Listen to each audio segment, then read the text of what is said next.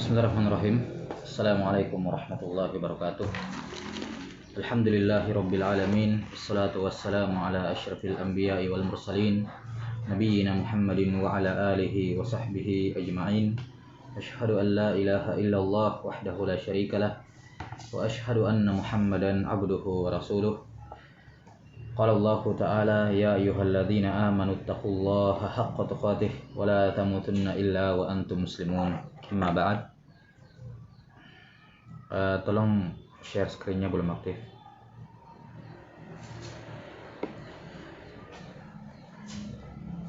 Nah, kita lanjutkan penjelasan dari kitab Nukhbatul Fikr karya Al-Hafidz Ahmad bin Ali bin Hajar Al-Asqalani rahimahullahu ta'ala yang wafat pada tahun 852 Hijriah.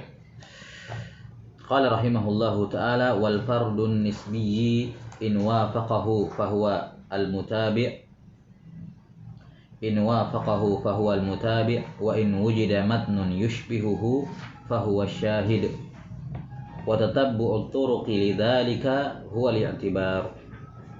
Nah, sekarang pembahasan berkenaan dengan al-i'tibar wal mutaba'ah wasyawahid. Ya, al-mutaba'ah wasyahid. Dikatakan di sini oleh Al-Hafidz Ibnu Hajar rahimahullahu taala, "Tsummal fardun nisbi" atau wal fardun nisbi. Adapun al fardun nisbi, ini sudah berlalu bahwa al fardun nisbi adalah hadis yang tafarrudnya bukan di asal sanad, bukan di tabi'in, bukan di tabaqat tabi'in, melainkan di bawahnya. Di mana al fardun nisbi ini yakni kita menduga. Jadi ketika kita mendapatkan satu hadis dengan satu matan, maka ini dugaan awal kita bahwa ini fard. Dugaan kita ini apa? Fard. Ya, ini dikatakan fardun nisbi kan. Makanya beliau menamakan di sini fardun nisbi. Karena seandainya dikatakan wal fardul mutlak, ya tidak akan mungkin ada mutabi'nya. Tidak akan mungkin ada syahidnya. Jelas sampai sini? Maka untuk menilai suatu hadis itu fardun nisbi atau fardul mutlak ataukah masyhur, aziz dan seterusnya, itu setelah diadakan pengumpulan jalan, dikumpulkan jalan-jalannya. Ya, jadi tidak bisa kita dapatkan satu hadis dengan satu matan kemudian langsung kita katakan apa? Oh ini fardul mutlak, nggak bisa. Fardul mutlak itu adalah kesimpulan akhir yang diperoleh setelah kita tatabbu' turuq, mengumpulkan semua jalan-jalan periwayatan hadis tersebut. Jelas sampai sini? Kalau setelah dikumpulkan jalan-jalannya ternyata tidak ketemu di mana-mana, murni betul-betul satu sanad itu saja yang kita dapat, barulah kita katakan ini fardul mutlak. Ini fardul mutlak. Nah, tapi kalau ada jalan-jalan yang lain, ada jalan-jalan lain, berarti dugaan kita dari awal fard itu fardun nisbi saja. Sebenarnya ada mutaba'ah yang lain atau ada jalan lain. Karena itulah kita sudah sebutkan kemarin bahwa al-fardun nisbi itu ya bisa jadi dia masyhur. Jadi asal hadisnya masyhur, cuman pada sebagian jalan, satu jalan yang kita dapati itu al-fard, dikatakan fardun nisbi. Ada tafarrud nisbi di dalamnya. Baik, qala rahimahullahu taala wal fardun nisbi. Al-fardu an-nisbi. In wafaqahu fahuwa al-mutabi. Di sini ada yang saqat dari nuskha Syekh Ali Hasan.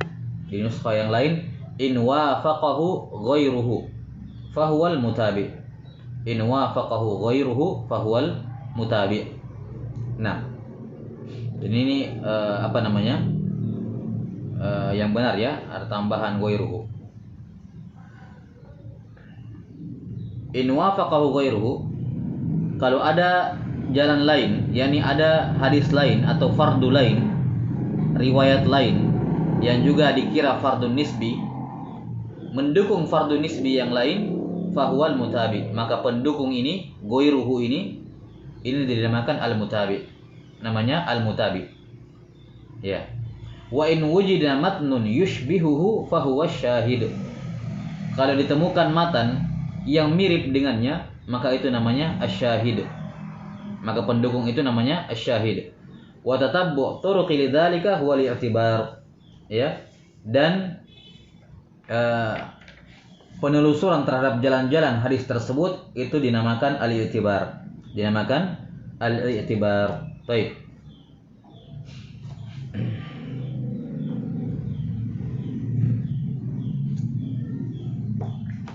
Di sini ada 3 poin yang dibahas oleh Al-Hafidz Ibnu Hajar rahimahullahu taala. Sudah bisa di-share ya?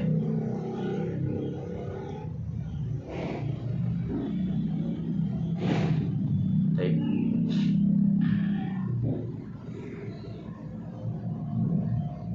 Nah, jadi ada 3 poin yang beliau bahas di sini.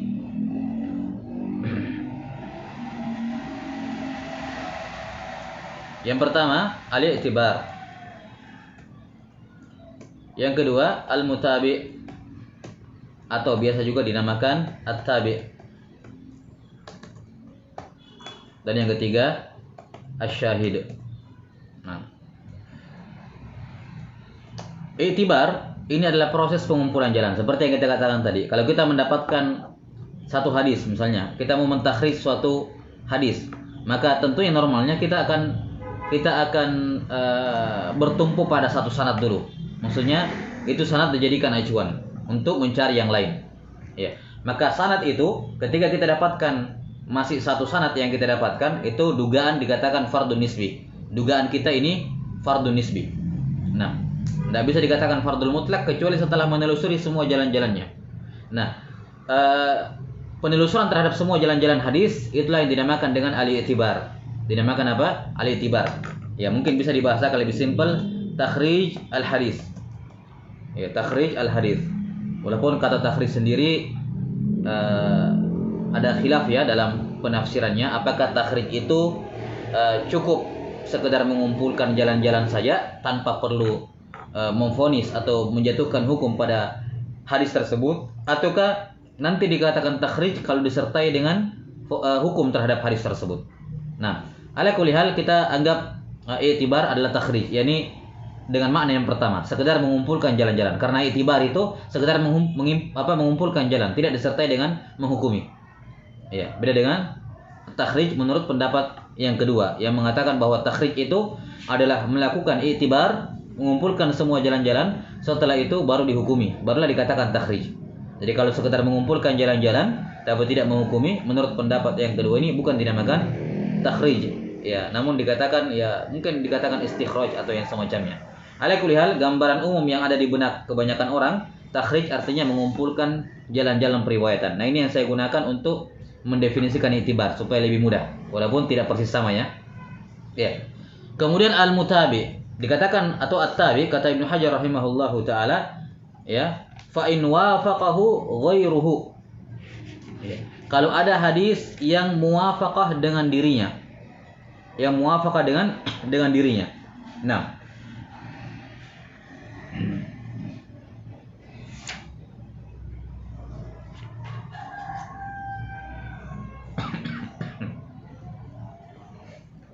baik. Zahir amalan atau kalimat yang disebutkan oleh Al-Hafidz Ibnu Hajar rahimahullahu taala bahwa mutabi dan asyahid itu secara umum mendukung hadis ataupun sanad yang kita dapatkan pertama kali, yang kita sangkakan dia ini fardu an-nisbi. Sama-sama mendukung. Perbedaannya kalau zahir kalamnya Ibnu Hajar rahimahullah di matan, zahirnya adalah dari sisi teksnya. Dari sisi apa? Teksnya. Kalau lafaznya sejalan dengan persis sama dengan lafaz hadis yang kita takhrij itu dinamakan mutabi. Makanya dikatakan muwafaqah. In wafaqahu ghairu, yani sama lafaznya. Sama lafaznya. Maka kalau sama lafaznya persis dengan hadis tersebut walaupun dari sahabat yang berbeda,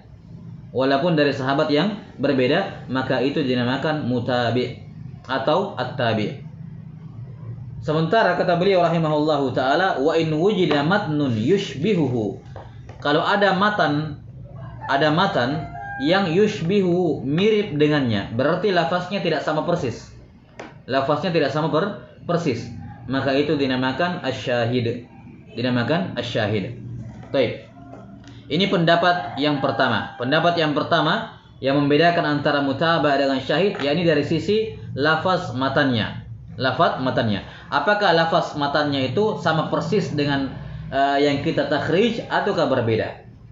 Ataukah apa? Berbeda. Misalnya hadis man kadzaba alayya muta'ammida falyatabawwa maq'adahu minan nar. Ini hadis dengan lafaz ini, ya. Lafaz ini diriwayatkan, ya, dari Abu Hurairah radhiyallahu taala an, dari siapa? Abu Bakar As-Siddiq, Umar bin Khattab, Utsman, Ali bin Abi Thalib radhiyallahu anhum ajma'in, dan seterusnya. Ya, dari 60 orang sahabat yang meriwayatkan hadis ini dari Rasulullah sallallahu alaihi wasallam. Di antaranya adalah 10 orang yang dijamin masuk surga. Semuanya meriwayatkan hadis ini dengan lafaz yang seperti ini. Man kadzaba alayya muta'ammida falyatabawwa maq'adahu minan nar. Dengan lafaz seperti ini. Jelas sampai sini?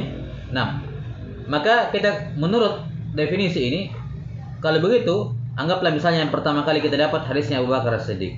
Maka menurut ta'rif ini adalah hadis, semua jalan-jalan hadis yang lafadznya sama seperti itu, man kadzaba alayya muta'ammida falyatabawwa maq'adahu minan nar, ya, walaupun dari sahabat Umar, walaupun dari sahabat Abu Ubaidah bin Jarrah, walaupun dari sahabat siapa? Sa'id bin Zaid, ya, dan seterusnya dari sahabat, walaupun dari sahabat lain, yang penting hadis lafadznya persis sama, man kadzaba alayya muta'ammida falyatabawwa maq'adahu minan nar. Ini dinamakan apa? Mutaba'ah. Kenapa? Lafaznya persis sama. Sementara kalau lafaznya berbeda, misalnya dalam riwayat lain dikatakan man qala alayya ma lam aqul falyatabawwa maq'adahu minan nar. Siapa yang berkata atas nama saya sesuatu yang tidak pernah saya ucapkan, falyatabawwa maq'adahu minan nar. Ini kan maknanya sama, cuma lafaznya berbeda. Di hadis pertama dikatakan man kadzaba alayya muta'ammida, di hadis ini dikatakan man qala alayya ma lam aqul. Maka yang seperti ini walaupun dari sahabat yang sama, namun dikatakan apa? Asyahid. Kenapa? Matannya tidak sama persis, ada perbedaan. Walaupun maknanya sama tapi lafadznya berbeda. Baik, ini tafriq yang pertama atau pendapat yang pertama, ya, dalam tafriq antara at-tabi dengan asyahid, yakni bi'tibar lafzihi, dari sudut pandang lafaznya. Apakah sama persis atau tidak? Dan ini zahir kalamnya Ibnu Hajar rahimahullahu taala di matan. Nah, namun di syarah hadisnya di Nukhbatul Fikar, beliau kemudian menjelaskan bahwa yang dimaksud dengan kalimat wa in wujida matnun yushbihu, yakni kalau ditemukan matan yang diriwayatkan dari sahabat yang lain, ya, yang yushbihu mirip lafaz dan maknanya, ataukah mirip maknanya saja walaupun lafaznya berbeda, maka itu syahid. Ya, ini kalamnya Ibnu Hajar rahimahullah dalam Nuzhah. Ya. Kata beliau, kalau in ruya matnun, kalau diriwayatkan, ya, matan yang lain, jelas sampai sini, yakni min sahabiyin akhar, dari sahabat yang lain, yushbihuhu, yakni yushbihuhu, menyerupainya dalam lafaz dan makna sama, atau fil makna faqat duna lafzi, fahuwa syahid, fahuwa asyahid. Maka zahir kalam di sini Ibnu Hajar rahimahullah dalam Nuzhah mengisyaratkan, atau ini merupakan pendapat yang kedua dalam tafriq antara mutaba'ah dengan asyahid, yakni dari sisi atau bi'tibar as-sahabah atau as-sahabi, sahabiil hadis, dari sudut pandang apa? Sahabat hadisnya. Selama mutaba'ah tersebut atau selama jalan-jalan pendukung tersebut masih berasal dari jalur sahabat yang sama, ya, masih berasal dari jalur sahabat yang sama, walaupun lafadznya beda-beda, maka ini tetap dinamakan apa? Mutabi atau tabi, selama dia masih dari sahabat yang sama. Tapi kalau datang dari jalan yang lain, walaupun lafadznya persis tapi sahabatnya berbeda, ini dinamakan syahid. Walaupun datang dari apa? Walaupun sama lafadznya, namun ketika datang dari sahabat yang lain dinamakan asyahid. Jelas? Ini pendapat yang kedua, ya, dalam tafriq, pembedaan atau perbedaan antara tabi atau mutabi dengan asyahid. Apa perbedaannya? Ya, pendapat yang pertama mengatakan dari sudut pandang matannya, yakni lafaznya. Kapan sama persis lafaznya, maka dia dinamakan tabi walaupun dari sahabat yang berbeda. Sementara kapan, ya, maknanya mirip, tidak sama persis tapi semakna, maka dinamakan dia syahid walaupun dari ketemu di sahabat yang sama. Ya. Sementara pendapat yang kedua, iktibarnya adalah dari sudut pandang sahabat hadis tersebut. selama sahabatnya sama, berujung pada sahabat yang sama, biar lafaznya berbeda-beda, ini semua dinamakan tabi. Tapi kalau datang dari sahabat yang lain, walaupun persis sama, maka dinamakan syahid. Jelas sampai sini? Nah, ini perbedaan antara mutabi tabi dengan asyahid. Jelas ya? Jadi bi'tibar al-lafzi. Ya, bi'tibar al-lafz. Atau gimana ya? Baik.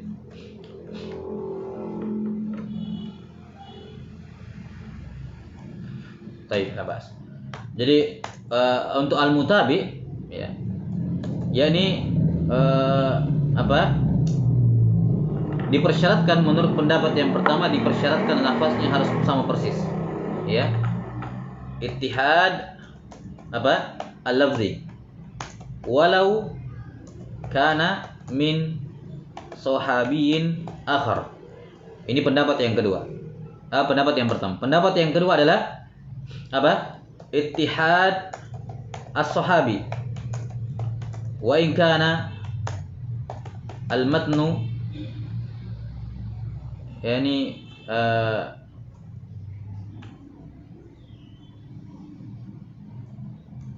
nah, walaupun matanya terjadi at-taghayyur ya, terjadi perbedaan ya. Atau la yattafiqu fil lafzi, gitu aja ya. Walaupun matanya tidak sejalan, tidak sama dari sisi lafaz. Nah, ini pendapat yang pertama. Pendapat yang kedua, kemudian asyahid, sementara asyahid ini lawan dari yang ini ya. Ini pendapat yang pertama. Nah, asyahid menurut pendapat yang ini berarti apa? At-tasyabuh fil ma'na. Ya. At-tasyabuh fil ma'na. Nah. Wa in kana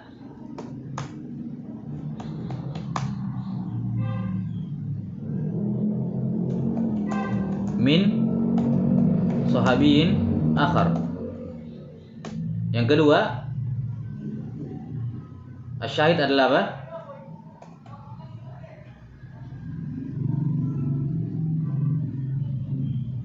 Ittihad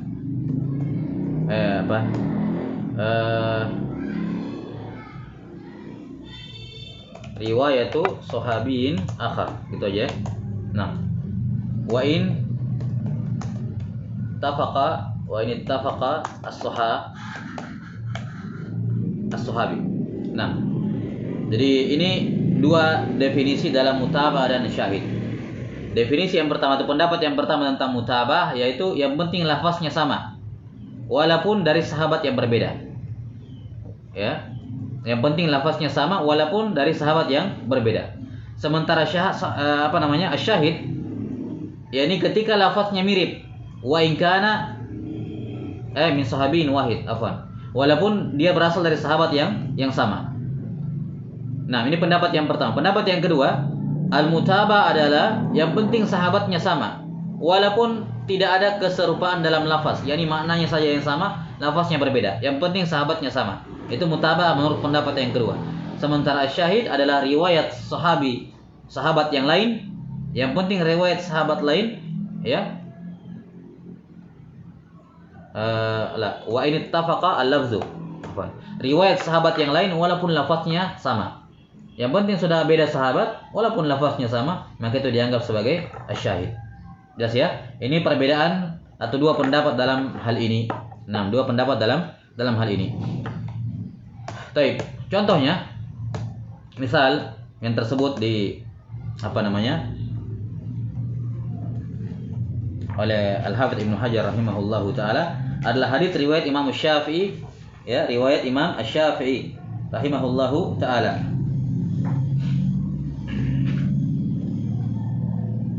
Dari Imam Malik, ya, Asy-Syafi'i dari Malik, dari Abdullah bin Dinar, dari Ibnu Umar, di mana Rasulullah sallallahu alaihi wasallam bersabda, "Asy-syahru 29, fala tasumu hatta tarawul hilala wa la tuftiru hatta tarawhu. Fa in gumma 'alaikum fa akmilul iddata 30." Nah, jadi ini hadis dari riwayat Asy-Syafi'i dalam an Malik an Abdullah ibn Dinar an Ibni Umar. Iya. Marfu'an, yakni dari Nabi sallallahu alaihi wasallam dengan lafaz apa? Asy-syahru tis'un wa isyrun. Fala tasumu hatta tarawul hilala wa la tuftiru hatta tarawhu. Syahidnya di sini. Fa in gumma 'alaikum fa akmilu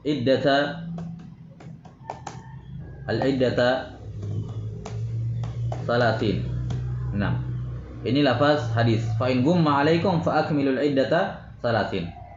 Nah, di sini orang-orang atau ini dianggap awalnya sebagai fardun nisbi, yakni Asy-Syafi'i sendirian meriwayatkan dari Imam Malik.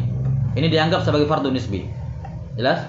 Karena kita belum tahu apakah ada yang meriwayatkan dari Malik selain Asy-Syafi'i atau tidak. Tapi ini sanad awal yang kita dapat. Nah, ini dinamakan apa? Ya, Asy-Syafi'i bersendirian dari Malik, yakni dengan tafarrud nisbi atau dengan gharib nisbi. Ketika kita mendapati sanad seperti ini, apa yang kita lakukan? Kita lakukan i'tibar. Kumpulkan jalan-jalannya. Nah, setelah didapatkan jalan-jalannya, baru kita lihat apakah ini dari nau' mutaba'ah ataukah ini merupakan bentuk apa? Bentuk asyahid. Nah, di antara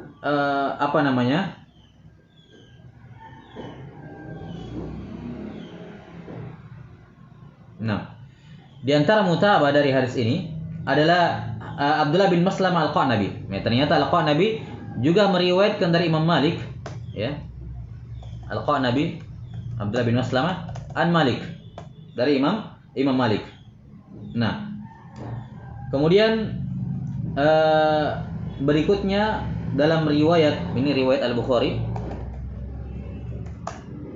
dari Al-Qanabi dari Imam Malik dengan lafaz yang sama. Nah, kemudian riwayat Ibnu Khuzaimah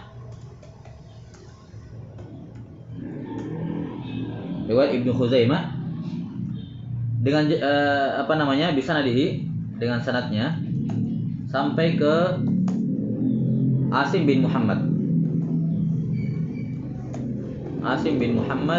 an abihi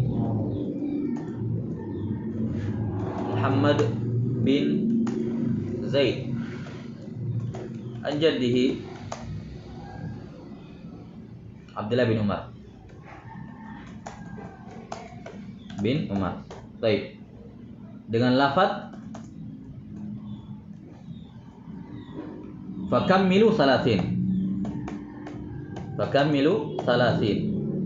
Nah, kemudian riwayat Muslim dari Ubaidillah, ya bisa nadihi karena Imam Muslim tidak ketemu, ya. Bisa nadihi ila Ubaidillah bin Umar, ini Ubaidillah bin Umar Al-Umari, An-Nafi' an Ibni Umar dengan lafaz faqduru salasin. Nah, faqduru salasin. Udah, ya. Kemudian An-Nasa'i meriwayatkan dengan sanadnya sanadihi ila Muhammad bin Hunain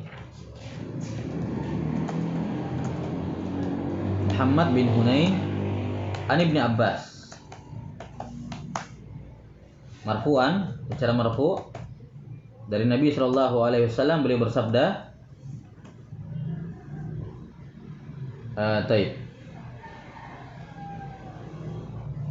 marfu'an bimisli hadis Ibn Dinar.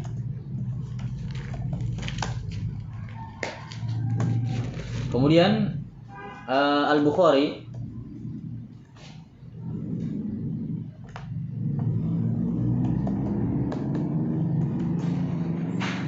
meriwayatkan dengan sanadnya sampai ke Muhammad bin Ziyad an Abi Hurairah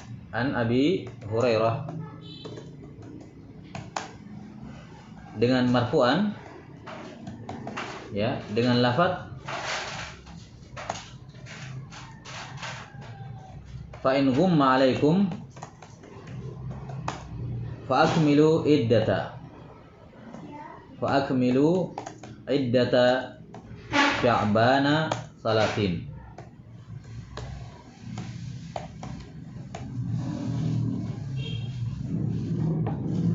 Baik.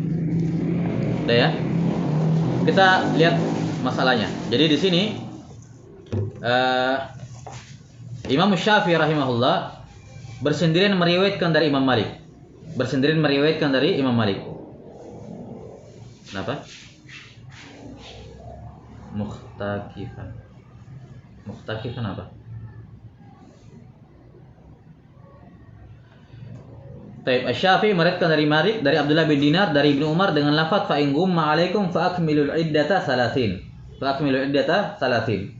Nah, ini lafaz yang ingin dicari, yang dilakukan i'tibar padanya. Kemudian setelah dicari, ternyata jalan-jalan ditemukan, diantaranya adalah riwayat Imam Al-Bukhari dari Malik bisanadihi dengan sanad sama persis di atas. Ya, Malik dari Abdullah bin Dinar dari Ibnu Umar dengan lafaz yang persis. Fa in ghumma 'alaikum fa akmilul iddata salasin. Baik. Maka menurut pendapat yang pertama, yakni yang menjadikan i'tibarnya adalah lafaz, ya, maka Al-Qanabi ini merupakan tabi bagi Asy-Syafi'i. Kenapa? Lafaznya persis sama. Jelas sampai sini? Ini tabi. Lafaznya sama, ya, dan juga dari sahabat yang sama. Maka menurut pendapat pertama maupun kedua, Al-Qanabi ini merupakan mutabi bagi Asy-Syafi'i. Nah,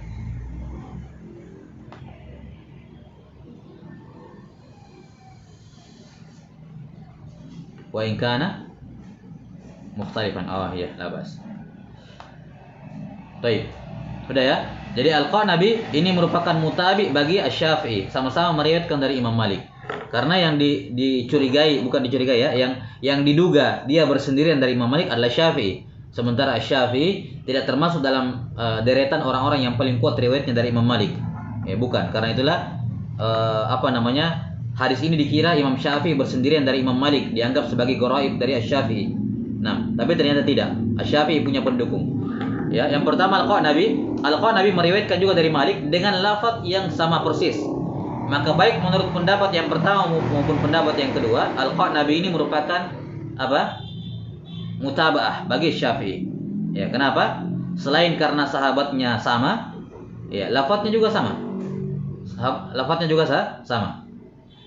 Atau biar kita tidak bingung, kita ambil pendapat yang paling masyhur saya dulu, ya. Pendapat yang paling masyhur ini pendapat yang kedua. Ya. Ya, biar kita enggak tercampur ya. Jadi pendapat yang paling masyhur dalam perbedaan antara tabi dengan syahid, perbedaannya adalah dari i'tibar sahabat. Kalau sahabatnya sama, maka itu mutabi. Kalau sahabatnya beda, itu syahid. Tanpa dipandang bagaimana lafaznya. Yang penting ada kemiripan. Yang penting semakna. Jelas sampai sini? Ini yang kita terapkan dulu di sini biar tidak tercampur-campur tarifnya. Baik. Jadi saya ulangi, yang kita akan gunakan adalah pendapat yang kedua yang mengatakan bahwasanya mutabi dari sahabat yang sama, syahid dari sahabat yang berbeda.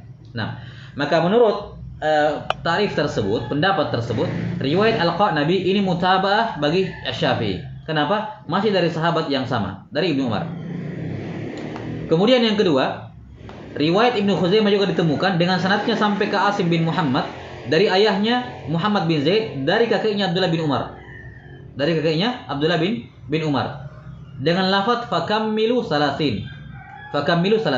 Maka menurut pendapat yang pertama, pendapat yang kedua, ini tetap dinamakan tabi. Kenapa? Masih dari sahabat Abdullah bin Umar.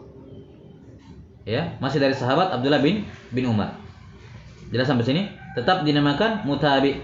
Walaupun lafaznya berbeda. Di sini fakammilu salasin, di sini faakmilul iddata salasin. Lafaznya berbeda, tidak ada masalah. Yang penting dia masih dari sahabat yang sama, dinamakan apa? Mutabi. Dinamakan mutabi. Baik. Apa perbedaan antara mutaba'ah al-Qanabi, riwayat ini dengan riwayat ini? Ya. Sekarang kan yang kita mau cari pendukung baginya adalah Imam Syafi'i, karena Imam Syafi'i yang dikira bersendirian dari Imam Malik. Ya. Ketika kita mendapatkan bahwa ada al-Qanabi, ini juga meriwayatkan dari Malik, berarti al-Qanabi langsung mendukung Syafi'i, yakni karena satu tabaqat. Imam Malik di sini, Syafi'i di sini, Qanabi di sini. Mereka berdua. Maka al-Qanabi ini dinamakan sebagai apa? Mutabi, dinamakan mutaba'ah tammah. Dia mutaba'ah bagi Imam Syafi'i secara sempurna, yakni karena persis satu tabaqat di sampingnya. Sama. Sementara di sini lihat ketemunya Syafi'i, Malik dari Abdullah bin Dinar dari Ibnu Umar. Di sini ditemukan Asim bin Muhammad dari ayahnya dari Abdullah bin Umar. Jadi yang meriwayatkan dari Abdullah bin Umar di sini adalah Muhammad bin Zaid. Di sini Abdullah bin Dinar. Dari Muhammad bin Zaid anaknya Asim bin Muhammad. Di sini Imam Malik. Maka Asim bin Muhammad ini merupakan mutaba'ah bagi Imam Syafi'i. Ya. Asim bin Muhammad merupakan mutaba'ah bagi Imam Syafi'i.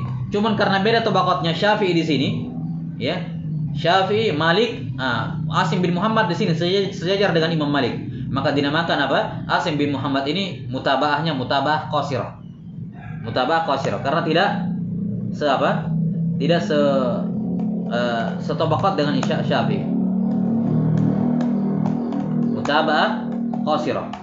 Beda dengan tadi Al-Qanabi. Al-Qanabi sama-sama langsung bersamaan meriwayatkan dari Imam Malik, sama seperti Syafi'i. Makanya mutaba'ah yang dikatakan tamma, yakni sejajar dengan Syafi'i.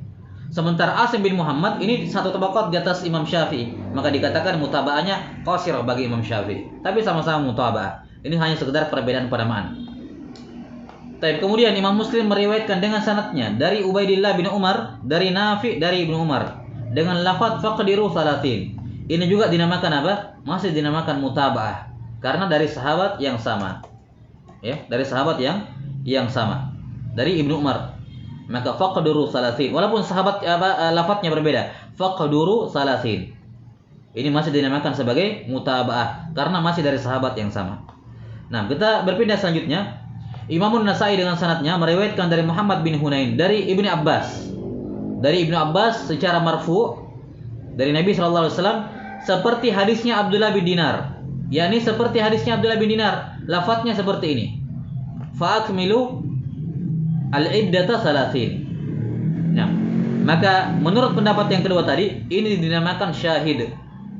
Ini riwayat An-Nasai ini tidak dikatakan lagi mutaba'ah bagi riwayatnya Asy-Syafi'i tadi, tapi dinamakan ini adalah syahid. Kenapa syahid? Dari sahabat yang berbeda, Ibnu Abbas. Tadi kan Ibnu Umar, ini sahabatnya beda. Walaupun lafadznya sama persis, bimisli. Sama persis dengan riwayatnya siapa? Ibnu Umar dari jalan Abdullah bin Dinar tadi. Jelas sampai sini? Tapi sahabatnya sudah beda, maka terserah mau lafaznya sama persis atau cuma semakna, tetap dia namanya syahid. Kenapa? Sahabatnya sudah berbeda. Kemudian Al-Bukhari meriwayatkan dengan sanadnya sampai Muhammad bin Ziyad dari Abu Hurairah secara marfu. Ya. Ini sudah sahabatnya berbeda, lafaznya pun berbeda. Fa'akmilu iddata Sya'bana salasin. Fa'akmilu iddata Sya'bana salasin. Di sini fa'akmilul iddata salasin. Jadi lafaznya semakna tapi tidak sama persis. Namun karena ini sudah dari sahabat yang berbeda, Abu Hurairah, maka ini dinamakan apa? Dinamakan syahid. Sudah, itu saja perbedaannya. Ya. Walaupun lafadznya sama, selama dari sahabat yang beda, itu dinamakan apa? Syahid. Jelas? Ini pendapat yang paling masyhur ya dalam perbedaan antara mutaba'ah dengan asyahid. Nah, kalau kita lihat pendapat yang kedua, pendapat yang pertama yang menjadikan iktibar adalah kesamaan lafaz, sama lafaznya, maka bisa kita katakan kalau menurut pendapat yang pertama ya, pendapat pertama kan mengatakan selama lafaznya sama maka dia mutabi, selama lafaznya berbeda ya maka dinamakan syahid walaupun dari jalan sahabat yang sama. Maka menurut pendapat tersebut yang menjadi mutaba'ah bagi Imam Syafi'i adalah Al-Bukhari, riwayat Al-Qanabi, karena ini sama sanadnya, lafaznya sama persis. Mana lagi yang sama persis? Nah, ini riwayat An-Nasai. Walaupun dari sahabat Ibnu Abbas, ini tetap dinamakan mutabah menurut pendapat yang pertama. Kenapa? Karena yang jadi patokan adalah kesamaan lafaz. Ini bimisli, sama dengan lafaznya Haris Ibnu Umar, Abdullah bin Dinar dari Ibnu Umar. Sementara yang lainnya dinamakan syahid. Kenapa syahid? Oh, sudah beda lafaz, walaupun dari sahabat yang sama. Ini lafaznya fa'akmilul iddata salasin, di sini lafaznya fakammilu salasin, maka ini sudah dinamakan syahid. Walaupun masih dari sahabat yang sama. Jelas? Ini juga masih sahabat yang sama. Tapi lafaznya sudah faqduru salasin. Sudah beda lafaznya. Maka ini dinamakan syahid. Demikian pula hadis Abu Hurairah ini, fa in gumma alaikum fa akmilu iddata sya'bana salasin. Ini juga sudah beda lafaznya, maka ini dinamakan syahid menurut pendapat yang pertama. Sudah ya? 6. Ini perbedaan antara mutaba'ah atau tabi dan asyahid. Walaupun di kalangan ulama mutaqaddimin tidak ada perbedaan, bahkan sampai di kalangan mutaakhirin kadang mengitlaqkan. Mereka mengitlaqkan mutabi untuk syahid dan syahid untuk mutabi. Tidak ada masalah. Ya, cuman ini istilah yang masyhur. Ya, dan kata Al-Hafidz Ibnu Hajar rahimahullah bahwa al-amr dalam hal ini sahal, yakni mudahlah, tidak perlu diperketat dalam masalah ini. Ya. Baik.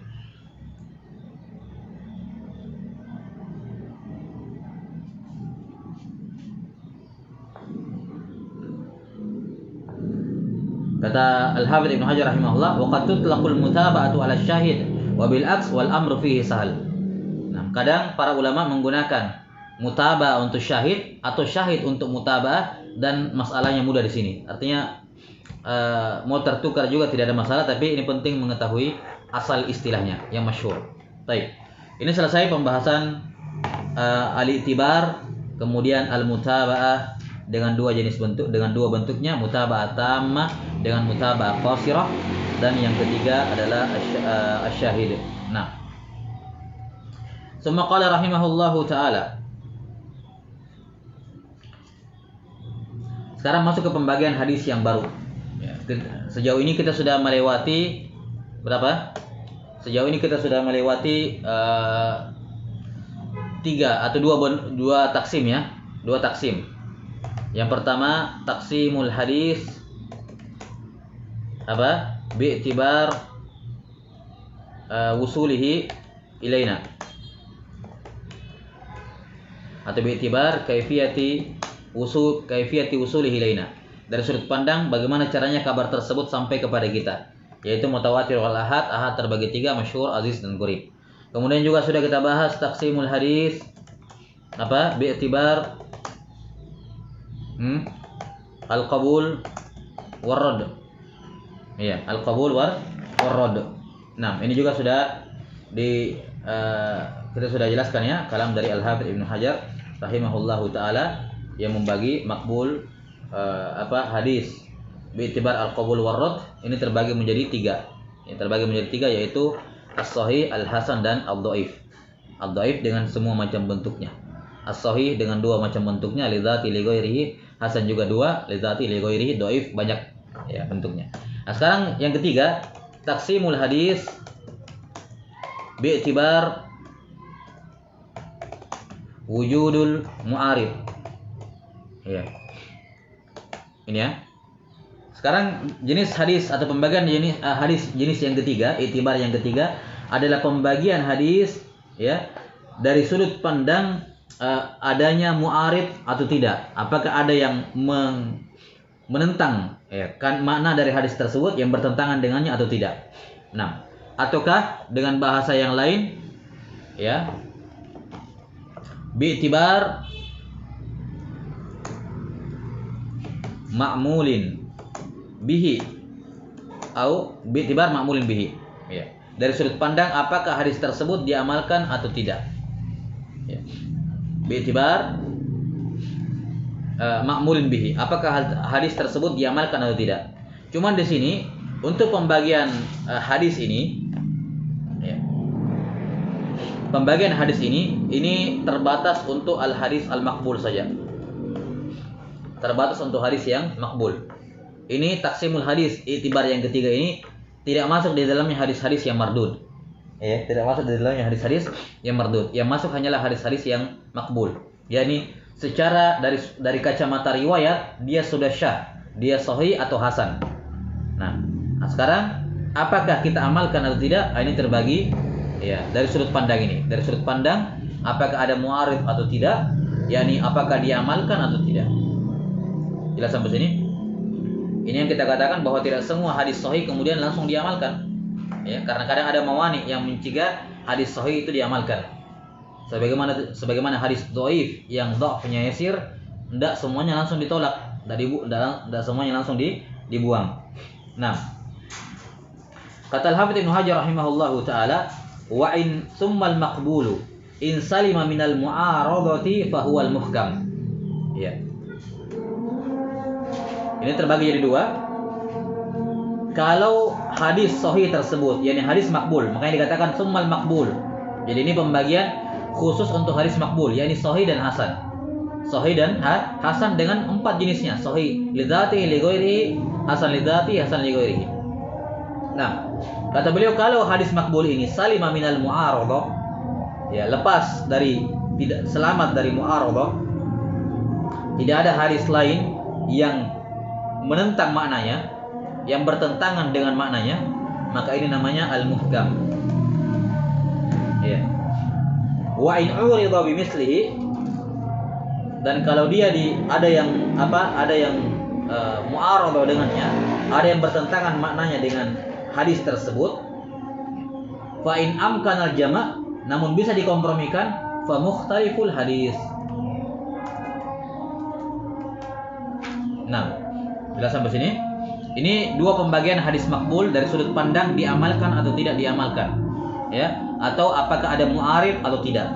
Ada dua. Yang pertama muhkam. Apa itu hadis muhkam? Hadis yang tidak ada hadis sahih lain, hadis makbul lain yang menentang maknanya, maka dinamakan muhkam. Dan ini kebanyakan hadis nabawi sifatnya muhkam tentunya. Kemudian yang kedua adalah ini hadis sahih. Kemudian ada hadis sahih yang lain menentang maknanya, bertentangan dengan maknanya. Kata Al-Hafidz Ibnu Hajar, kalau bisa dijama', maka ini dinamakan mukhtaliful hadis. Ya, dinamakan mukhtaliful hadis. Wa aula, atau tidak bisa dijama'.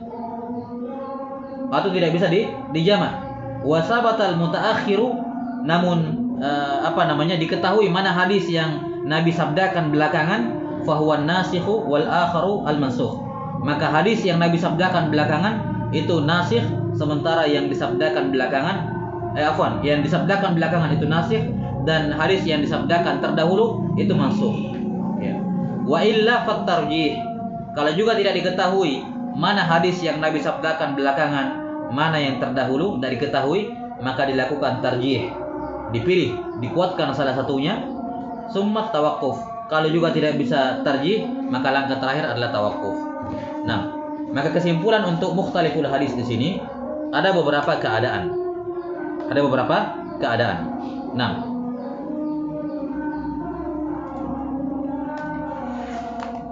keadaan yang pertama, in amkanal jama'. Kalau memungkinkan keduanya dikompromikan, maka apa? Jumi'ah, ya dia harus dijama'.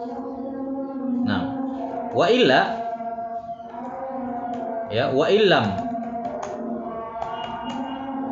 yumkin,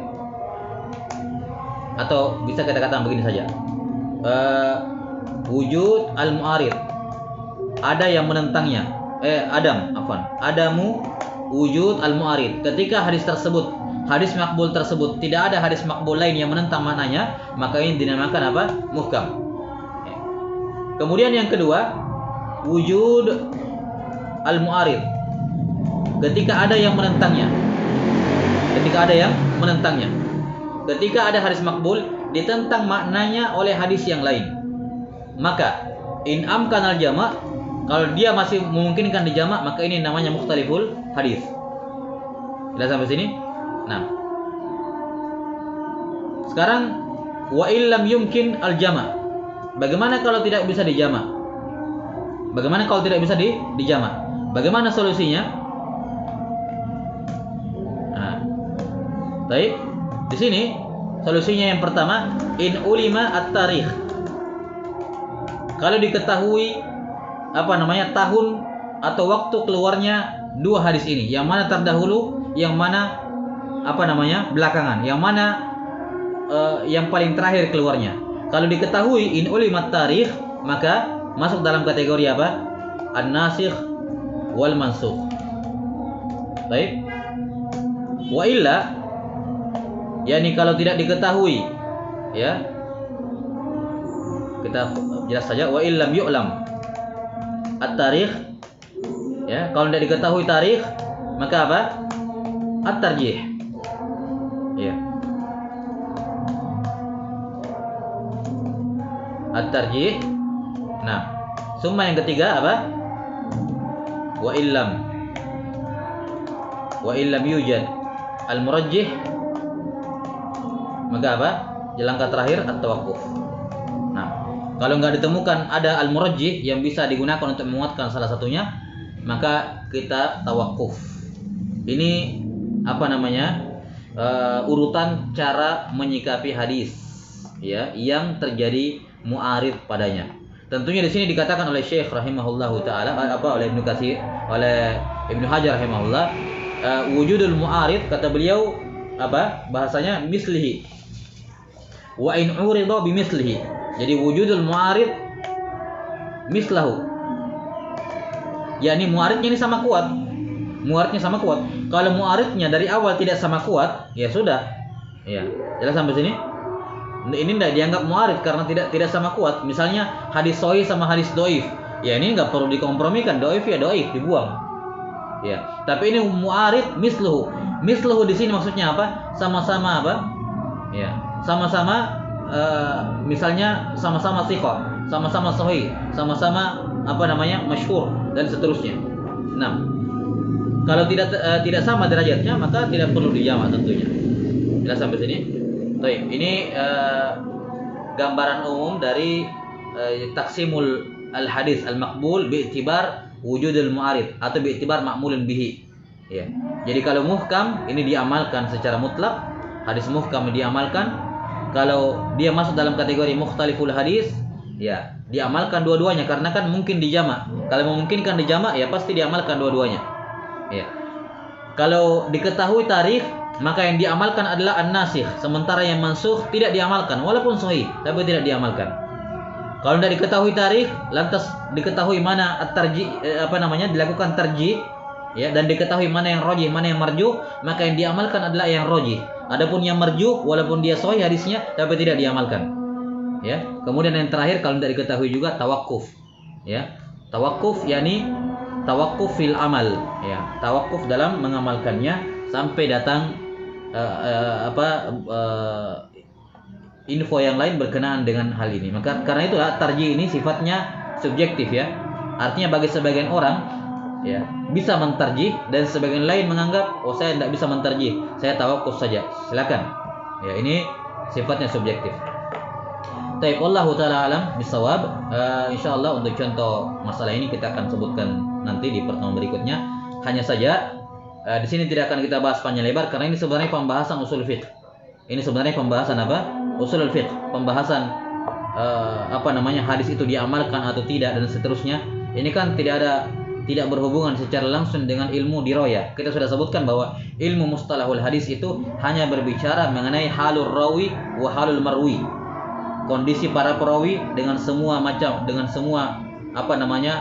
dimensi pembahasan tentang rawi dan al-marwi yang diriwayatkan, yakni diantaranya adalah yang paling pentingnya adalah apakah dia makbul atau mardud, apakah itu kalamnya Nabi, kalamnya sahabat atau bukan. Adapun masalah seperti ini, ya, maka ini sebenarnya pembahasan usul fiqh. Pembahasan usul fiqh. Ya, karena itulah